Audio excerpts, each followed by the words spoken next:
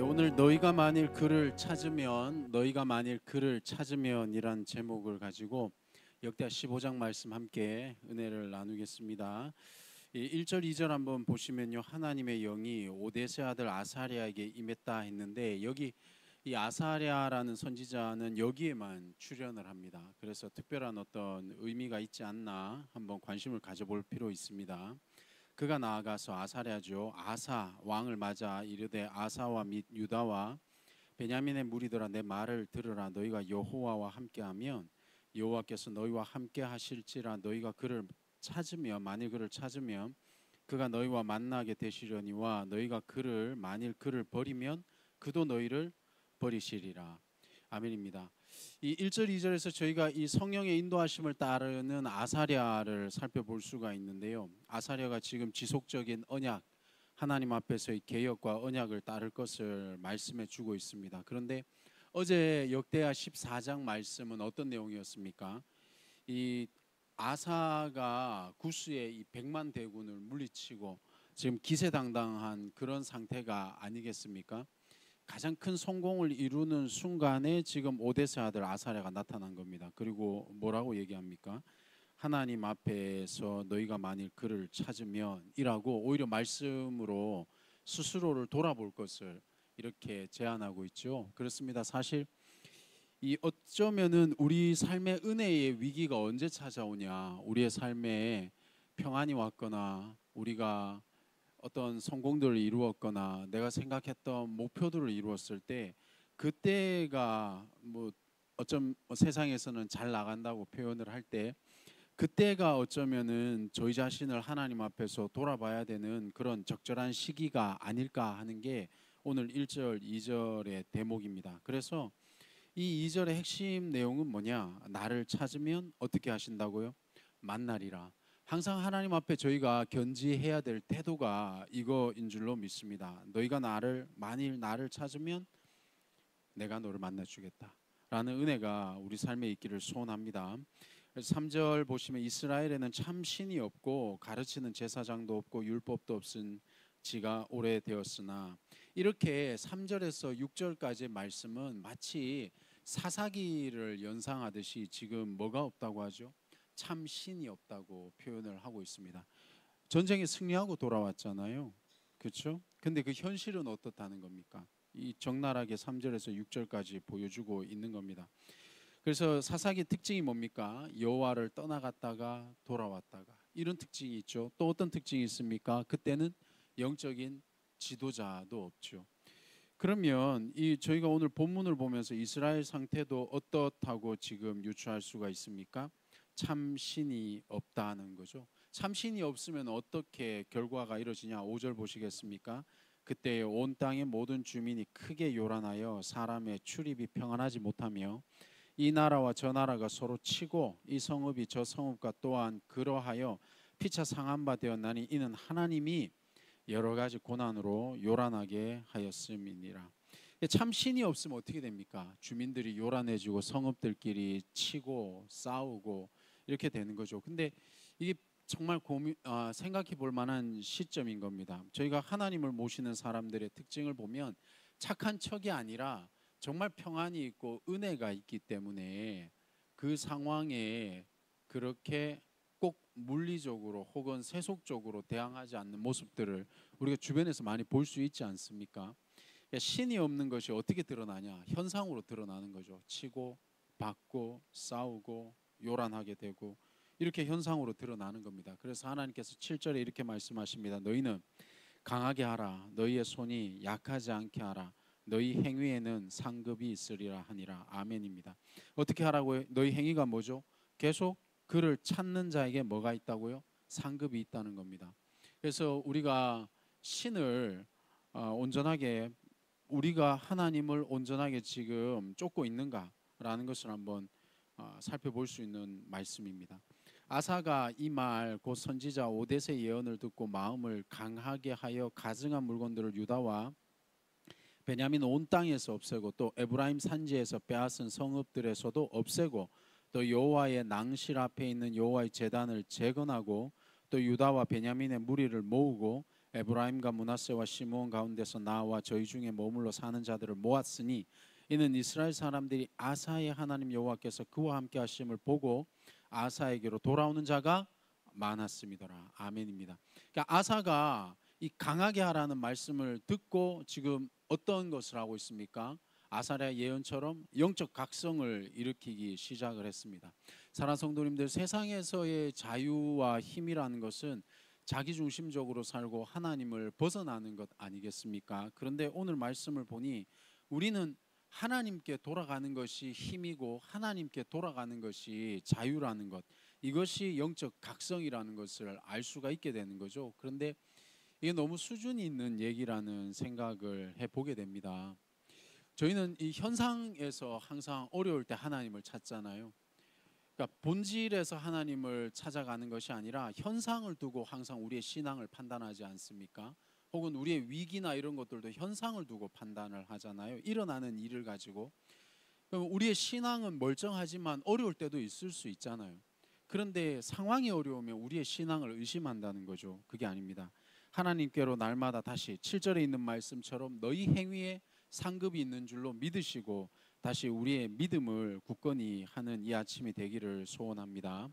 아사왕 제15년 셋째 달에 그들이 예루살렘에 모이고 그날에 노력하여 온 물건 중에 소 700마리와 양 7,000마리와 여호와께 제사를 지내고 또 마음을 다하고 목숨을 다하여 조상들의 하나님 여호와 찾기를 언약하고, 그래서 여기 12절에 보시면 마음을 다하고 목숨을 다하고 이런 표현들, 그리고 언약하고 여호와를 찾기를 언약하고 이런 표현을 통해서 아사가 하나님 앞에 다시 언약을 갱신했다, 다시 언약을 맺었다라는 장면을 우리가 이렇게 살펴볼 수가 있습니다. 그런데 이런 표현들 있잖아요. 마음을 다하고 목숨을 다하고, 이거는 개혁을 할 때 주로 이렇게 성경에서 사용되는 표현이거든요. 그것을 끝에 가서 제가 다시 한번, 개혁이란 것은 하나님 앞에 다시 헌신하는 거겠죠. 예, 그렇다는 것을 보여드리겠습니다. 그런데 이렇게 하나님 앞에 다시 헌신했을 때 하나님께서 우리에게 주시는 게 무엇일까요? 15절 말씀입니다. 온 유다가 이 맹세를 기뻐한지라 무리가 마음을 다하여 맹세하고 뜻을 다하여 여호와를 찾았으므로 여호와께서도, 우리 같이 한번 읽어보시겠습니다. 그들을 만나 주시고 그들의 사방에 평안을 주셨더라. 아멘입니다. 사랑하는 성도님들, 그렇습니다. 우리가 하나님께 돌아가면 우리에게 보상되는 것은 평안인 줄로 믿습니다. 상황과 환경이 아니죠. 우리가 여호와를 붙들면 다시 우리에게 일어날 수 있는 내적인 힘, 이것이 평안인 줄로 믿습니다. 그래서 오늘 하나님께서 우리에게 평안을 주시기를 소원합니다. 아사 왕의 어머니 마아가가 아세라의 가증한 목상을 만들었으므로 아사가 그의 태우의 자리를 폐하고 그의 우상을 찢고 빻아 기드론 시내가에 불살랐으니, 여기에 우리가 살펴봐야 될 것이 이 태후, 그러니까 아사의 왕 어머니 마아가라는 이 여인과 함께 기드론 시내가를 살펴봐야 되는데요. 이 기드론 시내가는 주로 이 우상을 버리는 쓰레기 하치장으로, 그런 동네로, 그런 장소로 이해를 하시면 됩니다. 그러니까 거기 보십시오. 우상을 찢고 빻아서 어디다 버렸다고요? 기드론 시내가에 버렸다, 이렇게 되죠. 이게 장소적인 특징입니다. 우리가 이런 부분들은 실은 가서 보면 제일 좋지만 저도 그렇고 보지를 못했습니다. 그래서 자료에 의해서 제가 설명을 드립니다. 그리고 여기 어머니라고 되어 있는데 여기 태후, 이 태후는 뭡니까? 왕의 좋은 자이면서 동시에 이 왕실의 자녀들의 어떤 면에서는 가정교사, 어미 아닙니까? 되게 중요한 역할을 하죠. 그런데 이 여인이 아세라의 가증한 목상을 어떻게 했다고요? 만들었다는 거죠. 근데 이 아사 왕이 어떻게 했습니까? 그 어머니의 자리를 빼앗아서 폐위를 시켰다라는 것이 오늘 우리가 눈여겨봐야 되는 대목입니다. 사랑하는 성도님들, 이게 쉬웠을까요? 물론 뭐 사이가 나빴다면 어땠는지 잘 모르겠지만 그렇다고 어머니를 폐위시키는 일이 쉬웠을까요? 쉽지 않았겠죠. 그러니까 개혁이 어디서부터 일어나느냐? 우리가 하나님 앞에서 우리 자신을 돌아보는 것이 어디서부터 일어날 수 있을까요? 여기서부터 시작이 되는 겁니다. 어머니를 폐위시키는, 이게 어머니, 이게 불효자가 되라는 게 아니죠. 이 영적인 각성, 하나님 앞에서 우리를 돌이켜 보는 것은 타인에게서, 외부에서가 아니라 자신에게서부터 먼저 돌아봐야 된다는 것을 살펴볼 수가 있죠. 마찬가지로 이 개혁이라는 것은 우리가 하나님 앞에서 우리를 돌이켜본다는 것은 이런 맥락에서 살펴보면 가장 가까운 곳에서부터 이루어져야 되겠죠. 근데 어렵죠. 가까울수록 실은 우리가 하나님 앞에 바로 서 간다라는 것이 어렵죠. 그러면 결국 최고의 개혁은 뭐겠습니까? 자기 모순에 빠지지 않는 거죠. 나는 해도 되지만 남들이 했을 때 우리가 얼마나 많은 정죄들을 낳습니까? 그게 자기 모순이라는 겁니다. 그래서 이걸 학습에서는 메타인지라고 하죠. 나도 알고 내가 잘하는 것도 알고 내가 못하는 것도 아는 것, 이걸 메타인지라 그러는데요. 이 신앙에서도 보면 이런 메타인지적인 신앙이 상당히 필요하다 생각을 합니다. 그것을 우리가 흔히 쓰는 말로 성찰이라고, 스스로 자기를 돌아보는 것인 것 같습니다. 근데 이게 어렵지 않습니까?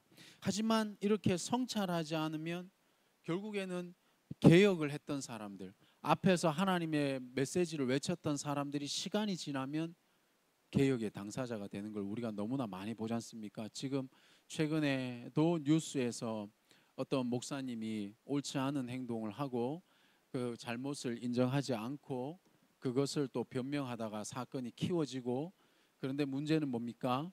그 측근들은 그것을 비위하고 이런 것들을 우리가 보게 되잖아요. 그래서 저희가 뭐 남들을 향해서 판단하자 이 말씀이 아니라 그만큼 자기를 돌아보는 것이 쉽지 않고 내 주변을 돌아보는 것이 쉽지 않다라는 것을 오늘 말씀 속에서 우리가 살펴볼 수 있다 생각이 듭니다.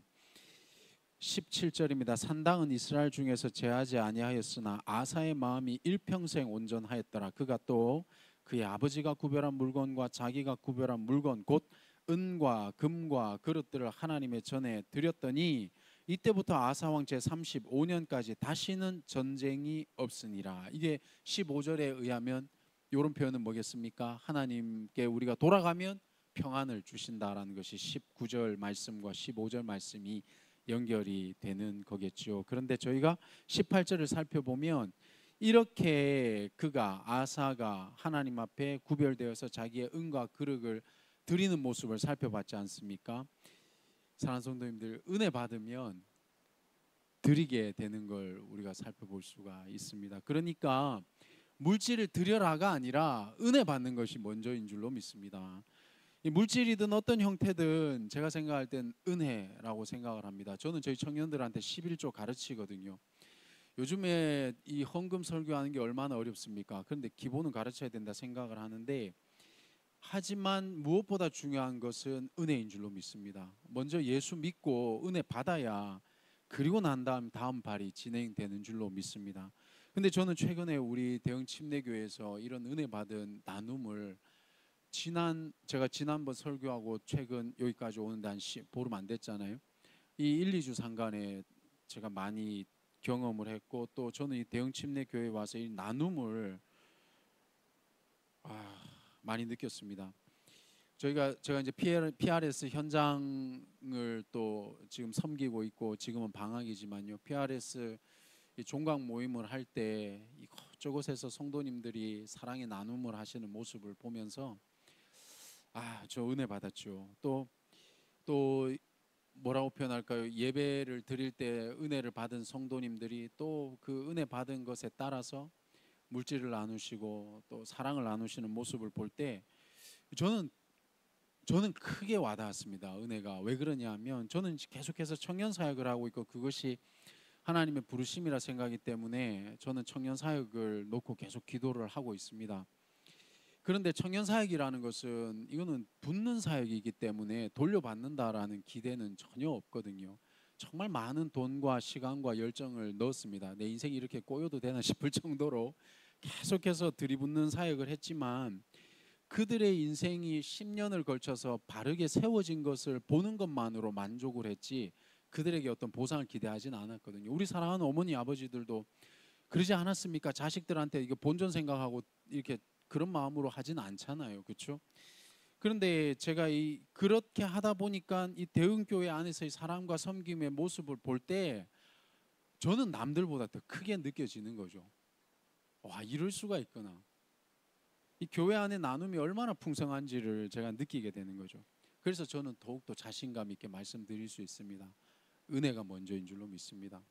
저희가 어떠하든지 예배 때 은혜 받아야 되는 줄로 믿습니다. 만일에 저희가 드리는 게 아깝거나 계산하면서 드리는 것은 은혜가 아닌 줄로 믿습니다. 계산하지 않는 드림, 이것이 하나님께 드리는 것일 거고, 계산하는 드림은 결국엔 성경에 나와 있는 것처럼 자기의 공덕을 쌓는 일인 줄로 믿습니다. 그 공덕은 어떻게 됩니까? 우리 예수님 말씀처럼 그냥 바람 불면 무너질 것들인 거죠. 나중에 본전 생각나서 어떻게 신앙생활 합니까? 하나님 앞에 드린 것들이. 그건 자기 공덕인 거죠. 근데 내가 드린지도 몰랐던 그 자연스러운 드림, 이것이 은혜 받은 성도의 모습인 줄로 믿습니다. 그래서 말씀을 정리하겠습니다. 꼭 은혜 받으시고, 꼭 하나님에 의해서 움직이시고, 꼭 하나님이 주시는 감동으로 살아가시는 오늘 하루가 되시기를 축원드립니다. 오늘 하루 하나님을 간절히 찾게 하시고, 또 그리해서 예언의 말씀 앞에서 날마다 영적 각성을 일으키게 하시고, 진정한 평안이 하나님께 있음을 믿고 마음과 목숨을 다하게 해달라고 기도하시고, 또 오늘 말씀처럼 스스로 돌보아 늘 은혜의 자리를 지키게 해달라고 위에서 이 시간 기도하는 시간이 되시기를 우리 주님의 이름으로 축원드립니다. 잠시 기도하겠습니다.